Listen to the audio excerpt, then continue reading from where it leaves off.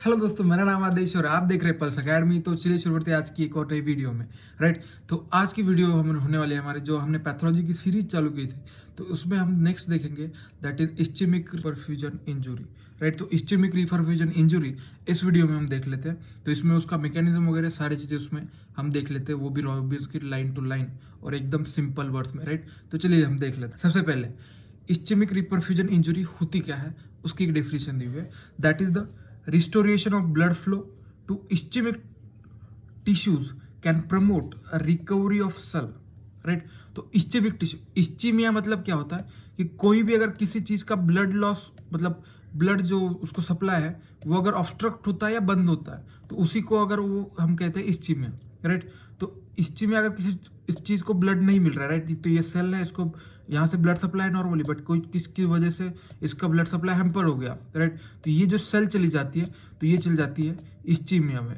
Right, अब ये जो इस्चीमिया में सेल है, अगर आप इसका ब्लड फ्लो फिर से रिस्टोर कर देते हो, that is the restoration of the blood flow to the ischemic tissue can promote recovery of the cell. Right, तो उसको अगर ब्लड दोगे तो शायद वो रिकवर कर जाए, ऑब्वियस सी बात है। But if they are irreversibly injured है, राइट, तो इफ दे आर इरिवर्सिबल मतलब इरिवर्सिबल नहीं, रिवर्सिबल इंज्योर्ड। अगर वो रिवर्सिबल है मतलब एक ज़्यादा उसकी इंजरी नहीं, रिवर्सिबल इंजरी सिर्फ हुई है, इरिवर्सिबल नहीं हुई है। रिवर्सिबल इंजरी होने की वजह से अगर उसको ब्लड सप्लाई आप देते हो तो ये शायद रिस्टोर कर सकती है cell, but can also paradoxically मतलब अपोजिट में क्या हो सकता है, it exaggerate cell injury and causes the cell death. मोटा मोटा मैं यही समझा देता हूँ कि कहना क्या चाह रहा है। राइट, जब भी कोई आप रिस्टोर मतलब इस्चेमिक टिश्यू है आपके पास, राइट, तो इस्चेमिक टिश्यू जो कि रिवर्सिबली डैमेज हो गई है, राइट, कौन सी रिवर्सिबली, जो कि हम उसे रिवर्स कर सकते हैं। तो अगर इस टाइम पे डैमेज मतलब इस तरीके से डैमेज होती है रिवर्सिबल में, तो अगर आप उसका ब्लड सप्लाई चालू कर देते हो, राइट, तो ऑब्वियस कुछ वजह से रिस्टोर कर देते हो उसका ब्लड सप्लाई, तो फिर क्या होता है कि कभी कभी क्या होता है कि पैराडॉक्सिकली तो एग्जैबरेट द सेल इंजरी, तो एग्जैबरेट सेल इंजरी को बढ़ा देता है और जिसकी वजह से सेल डेथ कॉज होती है। That is called the ischemic reperfusion injury. तो इस्चीमिया मतलब ब्लड सप्लाई हैम्पर होना, रिफरफ्यूजन तो रिफरफ्यूज होने के बाद जो इंजरी होती है that is called the ischemic reperfusion injury. तो एक चीज हो गई। आफ्टर दैट रिफरफ्यूज टिश्यूज जो होती है may sustain loss of viable cells in addition to those that are irreversibly damaged। Right, तो इस जो इंजरी होगी, राइट, नॉर्मली अब जो इरिवर्सिबल डैमेज है वो तो सेल तो डैमेज होगी मतलब पहले से ही थी, बट इनकेस जो नॉर्मली रिफरफ्यूज टिश्यूज है उसके साथ जो वायबल सेल्स दूसरे भी है तो वो भी डैमेज हो सकते हैं। तो वही क्या, रिफरफ्यूज टिश्यू में sustain loss of viable cells in addition to those that are irreversible damage. तो इरिवर्सिबल डैमेज भी ये होगी, वायबल सेल्स भी हो सकती है और रिफरफ्यूज टिश्यू इनकी भी डेथ हो सकती है। तो ये सारी चीज़ें हो गई। एंड उसके बाद तो इसी को हम इस्चेमिक परफ्यूजन इंजरी कहते हैं। अभी ये जो इस्चेमिक रिपरफ्यूजन इंजरी है तो ये हमें पढ़ने की जरूरत क्या, तो उसके दो सिनारियों में हमें सबसे ज़्यादा इसकी इंपॉर्टेंस आती है। एक जो होता है मायोकार्डियल इन्फार्क्शन और सेरेब्रल इन्फार्क्शन। तो इसमें क्या होता है, कोई भी अगर क्लॉट बन जाए या किसी थ्रोम्बस एम्बोला है, इसकी वजह से क्या होता है, अगर किसी वहाँ की आर्टरी, हार्ट की आर्टरी, ब्रेन की आर्टरी अगर वो ब्लॉक हो जाए तो उसकी वजह से ब्लड सप्लाई नहीं हो पाएगा। राइट, तो ब्लड सप्लाई नहीं होता तो उस टाइम पे वो फिर अगर रिवर्सिबल डैमेज में चल जाए और किसी वजह से ये एम्बोला हट जाए, थ्रोम्बस हट जाए, कोई भी हट जाए मतलब ब्लॉकेज हट जाए और फिर से ब्लड सप्लाई हो जाए, तो फिर क्या होगा, ये उस ऑर्गन में, राइट, जैसे हार्ट या फिर ब्रेन में, तो उस ऑर्गन में क्या होगा कि यही इस्चेमिक रिपरफ्यूजन इंजरी हो जाती है। तो वही उसका मैकेनिज्म है जिसकी वजह से हमें ये पढ़ना है। राइट, तो ये सारी चीज़ होगी। अब ये जो होती कैसे, एग्जैक्ट उसका मैकेनिज्म क्या है, right, but most likely to the answer क्या है इसका, that new damaging process start हो जाती है set in motion during the reperfusion and that causing the death of cell and might have be reverse. तो ये इतना कोई नहीं है, बट इसके अलावा जो मेन मैकेनिज्म है वो हम आगे देखेंगे। सबसे पहला जो मेन मैकेनिज्म आता है that is in oxidative stress. Oxidative stress मतलब क्या है मैं समझा देता हूँ। राइट, तो new damage may be initiated during reoxygenation by increased generation of reactive oxygen species and nitrogen species। जब भी आप, राइट, ब्लड सप्लाई को रिफरफ्यूज कर देते हो तो उसकी वजह से क्या होता है, जैसे ही आप सेल में ब्लड सप्लाई कर दोगे तो उसमें क्या होता है कि generation of reactive oxygen species and nitrogen species ये बढ़ जाती है, राइट। तो इसकी वजह से फिर क्या होता है, ये जब रिएक्टिव ऑक्सीजन स्पेसीज होती है तो सेल के साथ रिएक्ट करेंगी और उसको डैमेज कर देगी। तो यही है कि new damage is initiated during the reoxygenation by increase generation of reactive oxygen species and nitrogen species, right. As a result that is incomplete reduction of oxygen in leukocyte. तो उसकी वजह से फिर क्या होता है कि इनकम्प्लीट रिडक्शन हो जाता है ऑक्सीजन का in leukocytes and that in damage endothelial cells हो सकता है, पैरेन्काइमल सेल्स कहाँ कहाँ हो सकता है, दैट इज फ्री रेडिकल्स में प्रोड्यूस रिफर इनकम्प्लीट रिडक्शन कहाँ हो सकता है, ल्यूकोसाइट्स में हो सकता है, दैट इज डैमेज एंडोथेलियम में हो सकता है एंड पैरेन्काइमल सेल्स में। तो इनकम्प्लीट रिडक्शन हो सकता है। तो उसकी वजह से फिर क्या होगा कि कोई भी सेल मतलब डैमेज हो जाएगी, राइट। तो comprises of cellular antioxidant defence mechanism, right. तो ये जो होते हैं वो कॉम्प्रोमाइज कर देते हैं सेलुलर एंटीऑक्सीडेंट मैकेनिज्म को, और जिसकी वजह से सेल की डेथ हो जाती है during ischemia and may sensitize cell to free radical damage. तो कोई भी मतलब राइट फ्री रेडिकल हमारे इसमें बन गई है, राइट, बॉडी में। तो नॉर्मली हमारा मैकेनिज्म क्या होता है, हमारे पास होती है एंटीऑक्सीडेंट, राइट। तो एंटीऑक्सीडेंट क्या करते हैं, इस फ्री रेडिकल को खत्म कर देते हैं ये चीज। But in case of ischaemia, right, तो इस्चीमिया क्या करता है, तो इस्चीमिया हमारा जो ये हमारी थी क्या था, दैट इज एंटीऑक्सीडेंट सिस्टम था जो कि फ्री रेडिकल को खत्म करने वाला था, राइट। बट ये जो इस्चीमिया करता है तो ये एंटीऑक्सीडेंट को बंद कर देता है, दैट कॉम्प्रोमाइज कर देता है, इनिबिट कर देता है। तो जिसकी वजह से जो था इस्चीमिया, तो ये तो सेल डेथ वगैरह, तो ये सारी चीज़ें नहीं हो पाती। तो वही चीज़ है, that compromise of cellular antioxidant defence mechanism during ischemia may sensitize cell to the free radical damage. तो यही चीज़ है। उसके बाद इंट्रासेलुलर कैल्शियम ओवरलोड, तो सबसे पहले तो हो गया that is an oxidation stress.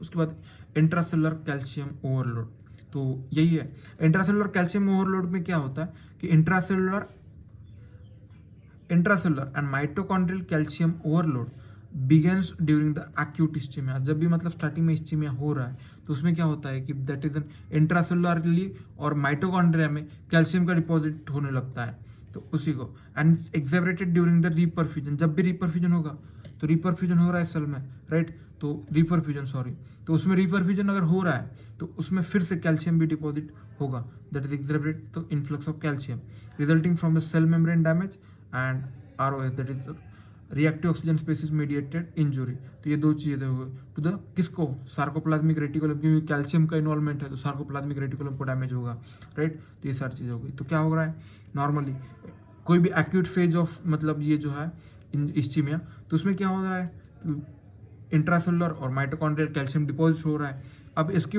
अब ये हो रहा है, अब इसकी वजह से जब भी ये एक्सेवरेट हो जाता है, क्या एक्सेवरेट ड्यूरिंग रीपरफ्यूजन, तो कैल्शियम इन्फ्लक्स भी बढ़ जाता है उसके अंदर। तो यही चीज़ हो गई, और जिसके वजह से सेल मेम्ब्रेन डैमेज हो जाती है, और ये जो सेल मेम्ब्रेन डैमेज हो गई तो ये क्रॉस मीडिएटेड इंजरी भी करती है किसको, that is sarcoplasmic reticulum, right. तो कैल्शियम स्टोरिंग जो होता है तो उसी को डैमेज कर देती है।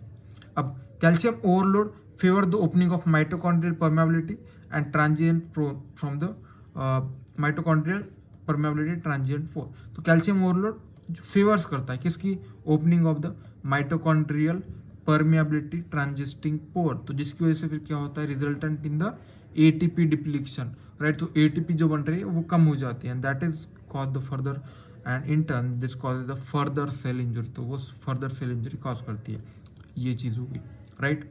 उसके बाद इन्फ्लामेशन, तो ischaemic injury is associated with the inflammation, right. कोई भी इस्चेमिक इंजरी हो जाए तो वो इन्फ्लामेशन के साथ ही होती है, right. As a result of danger signal, तो ये डेंजर सिग्नल की तरह एक्ट करता है, release from the dead cells cytokine secreted by the resident immune cells. तो अब नॉर्मली क्या हो रहा है कि इस्चेमिक इंजरी हो गई, उसकी रिगार्डिंग इन्फ्लामेशन होता है। अभी इन्फ्लामेशन होता क्यों चीज़ के लिए, तो इन्फ्लामेशन होता है रिलीज, तो डेंजर सिग्नल जो रिलीज होते हैं डेड सेल्स के थ्रू, या फिर साइटोकाइन्स हो गए, रेसिडेंट इम्यून सेल्स हो गए such as macrophages increase the expression of adhesion molecules by hypoxic parenchymal cells और एंडोथेलियम सेल्स वगैरह है। तो ये जब अपने जो फैक्टर्स वगैरह रिलीज करते हैं तो जिसकी वजह से इन्फ्लामेशन स्टार्ट होता है, राइट। तो all of which act to recruit the circulating neutrophil.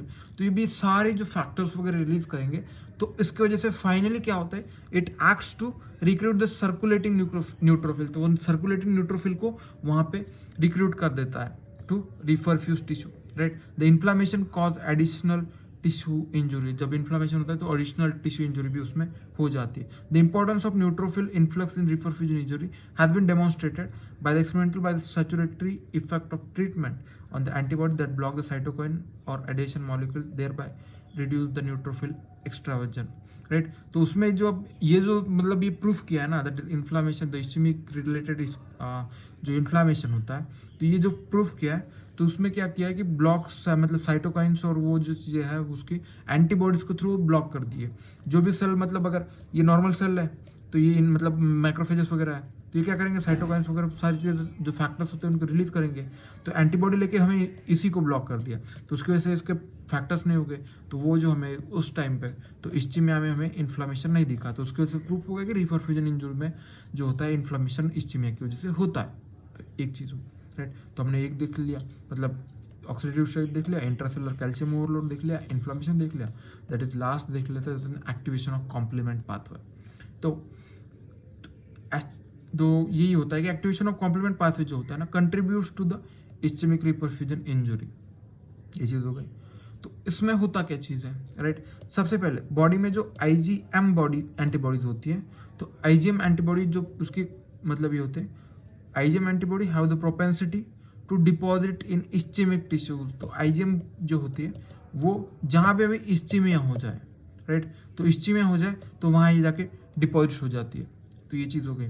अब ये डिपॉजिट हो जाती है, अब इस्चीमिया है उस टाइम पे डिपॉजिट हो गई, बट इन केस जब ब्लड फ्लो नॉर्मल हो जाता है, ब्लड फ्लो रिज्यूम हो जाए, राइट, तो इसमें फिर क्या होता है, कॉम्प्लीमेंट प्रोटीन्स जो होते हैं ना, अब कॉम्प्लीमेंट प्रोटीन जो क्या करता है, तो ये जो इस IgM थी इस पे बाइंड कर देते हैं कॉम्प्लीमेंट प्रोटीन, राइट। ये कॉम्प्लीमेंट प्रोटीन उसके जाके डिपॉजिट हो जाते हैं and are activated and thus exhibit cell injury and inflammation, right. तो वो IgM के खिलाफ मतलब उस पर जाके एक्ट कर देते हैं कॉम्प्लीमेंट प्रोटीन्स, तो उसकी वजह से फिर क्या होता है, राइट, तो सेल इंजरी को और बढ़ा देता है, इन्फ्लेमेशन को और बढ़ा देते हैं, राइट। तो ये सारी चीज़ें थी जो हमने इस वीडियो में देखना था, राइट। तो यही हमने सारी चीज़ देख ली इस्चेमिक रिपरफ्यूजन इंजरी का। इसका one of the most significance यही है कि ये आपको मतलब एक तो शॉर्ट नोट के लिए आता है, बट इनकेस अगर आप आगे पढ़ोगे, राइट, तो मायोकार्डियल इन्फार्क्शन पढ़ोगे, मतलब स्ट्रोक्स वगैरह पढ़ोगे, तो वहाँ पे सारी जो चीज़ें आती है तो इसी रिगार्डिंग आती है। तो ये बेसिक आपका है कंसेप्ट। जनरल पैथोलॉजी में यही चीज़ है कि आप जो भी पढ़ोगे वो बेसिक काम आपको हमेशा के लिए आएगा। आगे सिस्टमिक जब पढ़ोगे तो यही सारी चीज़ आएगी, यही आपको सेलुलर एडेप्टेशन देखनी पड़ेगी, यही आपको इस्चेमिक रीनल परफ्यूजन इंजरी देखनी पड़ेगी, तो यही सारी चीज़ें देखनी पड़ेगी, राइट। तो यही आप अच्छे से पढ़ लीजिएगा। और कोई भी डाउट हो तो कमेंट सेक्शन में बता दीजिएगा। Thank you so much for watching this video. Thank you so much.